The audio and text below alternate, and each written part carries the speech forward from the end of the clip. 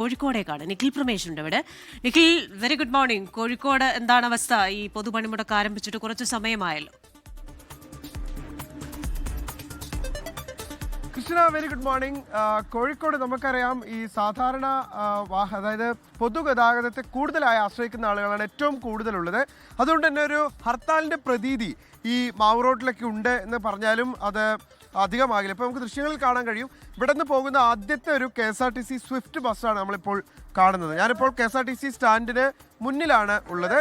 നമുക്കിതിൻ്റെ അകത്തേക്ക് പോകുമ്പോൾ ഒരുപാടധികം ആളുകളെ കാണുന്നുണ്ട്. നേരത്തെ തന്നെ പ്രഖ്യാപിച്ചൊരു പണിമുടക്കാണ് എന്നിരിക്കുകയും ഇവിടേക്ക് ഒരുപാടധികം ആളുകൾ എത്തിച്ചേരുന്ന ഒരു കാഴ്ച നമുക്ക് കാണാൻ കഴിയുന്നുണ്ട്. പലരും ബസ്സുകൾ സർവീസ് നടത്തിയേക്കുമെന്നൊക്കെയുള്ള പ്രതീക്ഷയിൽ ഇവിടേക്ക് എത്തിച്ചേർന്നിട്ടുള്ള ആളുകളാണ്. അതിൽ ദീർഘദൂര യാത്രക്കാരാണ് ഏറ്റവും കൂടുതലായുള്ളത്. ഞാൻ ആ മാവൂർ റോഡിൻ്റെ ഒരു ദൃശ്യം കാണിച്ചത് തന്നെ ഏത് തരത്തിലാണ് ഇന്നത്തെ പണിമുടക്ക് ഒരു ഹർത്താൽ പ്രതീതിയിലേക്ക് മാറുന്നത് എന്നുള്ള കാഴ്ചകൾ കാണിക്കാനായിരുന്നു. പൊതുഗതാഗതം പൂർണ്ണമായി നിലച്ചിരിക്കുകയാണ്. സർവീസുകളൊന്നും തന്നെ നടത്തുന്നില്ല. ഏതാനും ഓട്ടോറിക്ഷകൾ ഇപ്പോൾ ഇവിടെ ഉണ്ട്. മറ്റൊരു കാര്യം കൂടി പറയാം കൃഷ്ണ, അതായത് അതിരാവിലെ മുതൽ വാഹനങ്ങളും മറ്റും തടയും, കടകൾ അടപ്പിക്കുമെന്നുള്ള കാര്യമൊക്കെ നേരത്തെ തന്നെ തൊഴിലാളി സംഘടനകൾ അറിയിച്ചിരുന്നെങ്കിലും അത്തരത്തിലുള്ളൊരു സാഹചര്യം ഉണ്ടായിട്ടില്ല എന്നുള്ളതാണ്. ഞാനിപ്പോൾ ഏതാണ്ട് 20 കിലോമീറ്ററോളം യാത്ര ചെയ്താണ് നമ്മുടെ ബ്യൂറോയിലേക്ക് എത്തുന്നത്. ഈ വഴിയിലൊന്നും തന്നെ ഈ യാത്രക്കാരെ തടയുകയോ അങ്ങനെയൊന്നും കാണാൻ കഴിഞ്ഞിരുന്നില്ല. ഒരുപക്ഷെ അല്പസമയം കൂടി കഴിയുമ്പോഴായിരിക്കും അങ്ങനെ ഈ വാഹനങ്ങൾ തടയുന്ന തരത്തിലേക്കൊക്കെ കാര്യങ്ങൾ പോവുക. ഇപ്പോൾ KSRTC ഡിപ്പോയിലാണ് നമ്മളുള്ളത്. ഇവിടെ നിന്ന് ഒരു ബസ് ഓപ്പറേറ്റ് ചെയ്യുന്നത് നമ്മൾ കണ്ടു, ഒരു സ്വിഫ്റ്റ് ബസ്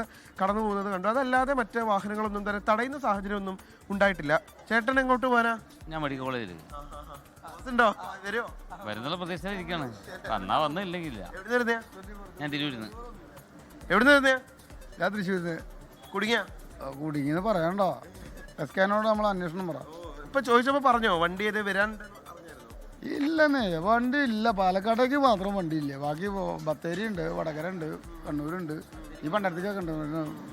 അങ്ങോട്ടില്ല. 1-2 വണ്ടി പോയോ ഇവിടുന്ന്? പാലക്കാടേക്ക് ഇവിടുന്ന് ഒരു കോപ്പും പോയില്ലേ. ചേട്ടൻ എങ്ങോട്ടാ? ഞാൻ മെഡിക്കൽ കോളേജാ. അടുത്തേക്ക് തന്നെയാണ്. അടുക്കല്ലേ, കുഴപ്പമില്ല. വണ്ടി ഉണ്ടെന്ന് പറഞ്ഞു. കുറച്ച് കഴിയുമ്പോൾ വല്ല ഓട്ടോറിക്ഷ വിളിച്ച് പോയിട്ട്. എവിടുന്നാ വരുന്നത്? ഞാൻ എറണാകുളത്ത് നിന്ന്. പണിമുടക്കിനെ കുറിച്ച് നേരത്തെ അറിയായിരുന്നു. അതുകൊണ്ട് ഞങ്ങൾ 1 മണിക്ക് വന്നതാണ്. നിങ്ങൾ പൊലച്ചയ്ക്ക് വന്നു? 1 മണിക്ക് ഇവിടെ എത്തിക്കണേ. പിന്നെ അപ്പോൾ ഇങ്ങനെ ഒരുപാടധികം ആളുകൾ ഇങ്ങനെ കാത്തിരിക്കുന്നുണ്ട്. ഇവരൊക്കെ ബസ് വന്നേക്കും എന്നുള്ളൊരു പ്രതീക്ഷയിൽ നിൽക്കുന്ന ആളുകളാണ്. കോഴിക്കോട് ഞാൻ നേരത്തെ സൂചിപ്പിച്ച പോലെ പ്രത്യേകിച്ച് മലയോര മേഖലകളിലേക്കൊക്കെ ഒരുപാടധികം ആളുകൾ ഈ പ്രൈവറ്റ് ബസ്സുകളെ ആശ്രയിക്കുന്ന ആളുകളാണ്. അപ്പോൾ അവരെ സംബന്ധിച്ചിടത്തോളം ഒരു വലിയ പ്രയാസം തന്നെയാണ്. പക്ഷേ തൊഴിലാളികൾക്ക് വേണ്ടിയിട്ടുള്ള ഒരു വിവിധ ആവശ്യങ്ങൾ ഉന്നയിച്ച് രാജ്യവ്യാപകമായി ഇന്ന് തൊഴിലാളികൾ പണിമുടക്കുകയാണ്. ഇതിൽ സംസ്ഥാന സർക്കാർ ഇന്ന് ഡയസ് നോൺ പ്രഖ്യാപിച്ചിട്ടുണ്ട്. 24 മണിക്കൂർ പണിമുടക്കാണ്. ജനജീവിതത്തെ കാര്യമായി ബാധിക്കുമെന്നാണ് കരുതുന്നത്. കൊച്ചി മെട്രോ രാത്രി 10 മണി വരെ സർവീസ് നടത്തും. ആലുവയിൽ നിന്ന് വിമാനത്താവളത്തിലേക്ക് ഫീഡർ സർവീസുകൾ ഉണ്ടായിരിക്കുന്നതാണ്. ലോകത്തെവിടെയായാലും ഏത് സമയത്തും 24 വാർത്തകളും ഓഗ്മെന്റഡ് റിയാലിറ്റി പാക്കേജുകളും എക്സ്പ്ലെയിനറുകളും വിശദമായി കാണാൻ ഞങ്ങളുടെ YouTube ചാനൽ നിങ്ങൾക്ക് സബ്സ്ക്രൈബ് ചെയ്യാം.